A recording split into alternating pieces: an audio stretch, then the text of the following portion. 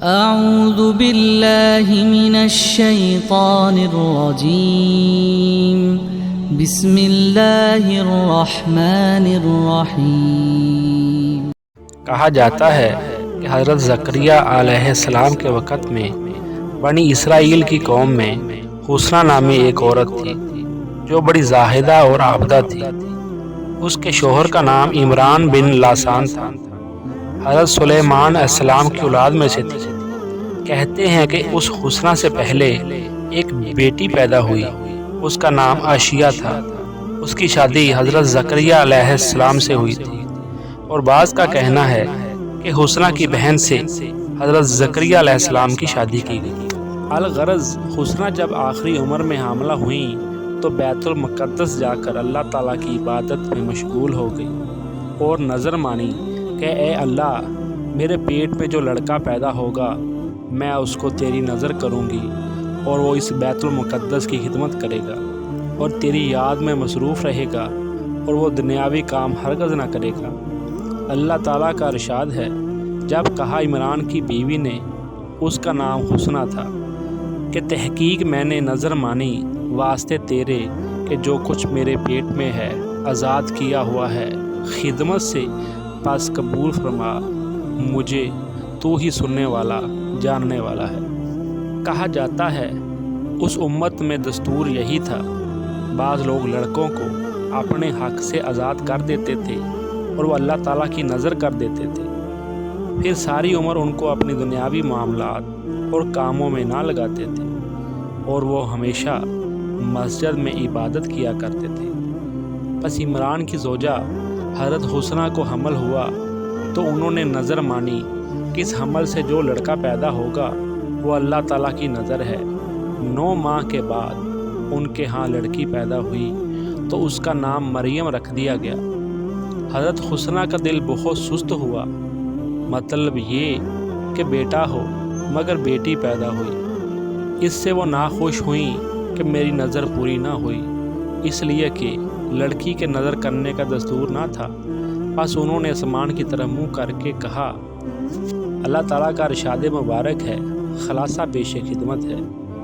پس جب اس نے جنی تو کہنے لگی، اے میرے رب، یہ تو لڑکی ہے، اور اللہ تعالیٰ کو بہتر معلوم ہے جو کچھ کہ جنی اور نہیں ہے مرد مانند عورت کے، اور تحقیق میں نے اس کا نام مریم رکھا، اور میں تیری پناہ میں دیتی ہوں اس کو اور اس کی اولاد کو شیطان مردود سے۔ پس ندا آئی، اے حسنہ، میں نے قبول کیا مریم کو، اگرچہ مرد نہیں ہے، میں نے اچھی طرح اس کو قبول کیا اور بڑھایا اس کو اچھی طرح پرد کر اس کو حضرت زکریا علیہ السلام کے۔ جب حضرت مریم 7 سال کی عمر کو پہنچی، قابل خدمت ہوئیں، تب ان کی والدہ نے ان کا ہاتھ پکڑا اور لوٹا اور جھاڑو لے کر بیت المقدس میں آئیں، سلام کیا اور کہا، اے اللہ تعالیٰ کے نبی، میں نے نظر کی تھی کہ اگر میرے ہاں بیٹا پیدا ہوگا تو میں اس کو مسجد اقصیٰ کی خدمت میں دوں گی۔ جب میرے ہاں ولادت ہوئی تو یہ بیٹی تھی، تو میں نے اس کا نام مریم رکھا، اور اب میں آپ کے پاس آئی ہوں کہ یہ مسجد میں رہے اور اس کی خدمت کرے۔ اور حضرت زکریا علیہ السلام نے نمازیوں سے پوچھا کہ اس لڑکی کی پرورش اور خبرداری اب کون کرے گا؟ تو وہاں کا ہر شخص کہنے لگا، میں اس کی خبر کروں گا۔ آخر کار ان میں جھگڑا ہو گیا، کسی نے کہا ان کو میرے حوالے کر دو، کسی نے کہا اسے مجھے دے دو، میں اس کی خبر گیری کروں گا۔ تو بات یہاں پر آ کر ختم ہوئی کہ ہر شخص اپنا کلم آہنی، جس سے توریت لکھی جاتی ہے، 1 گیلن پانی بھرے اس میں ڈال دے، جس کا قلم پانی کے اوپر تیر جائے اور نہ ڈوبے، وہ شخص حضرت مریم کا کفیل ہوگا۔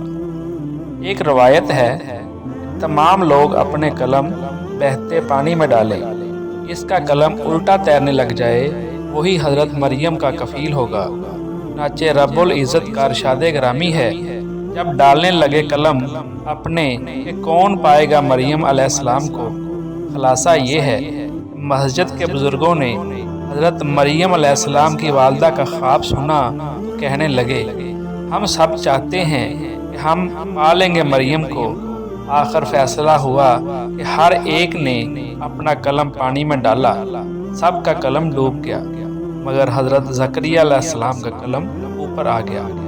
یا ہر ایک نے بہتے ہوئے پانی میں اپنا قلم ڈالا تو حضرت زکریا علیہ السلام کا قلم الٹا تیرنے لگ گیا۔ اس طرح حضرت زکریا علیہ السلام کے ذمہ حضرت مریم علیہ السلام کی کفالت آئی اور آپ ہی کے ذمہ ٹھہرا کہ حضرت مریم علیہ السلام کی خبر گیری کرے۔ چنانچہ رب الجلال کا ارشاد گرامی ہے اور ان کی کفالت کی حضرت زکریا علیہ السلام نے۔ قلم نے حضرت زکریا علیہ السلام سے کہا، اے زکریا، اس لڑکی کا پالنا اور اس کی کفالت اللہ رب العزت نے آپ ہی کے ذمہ کی ہے۔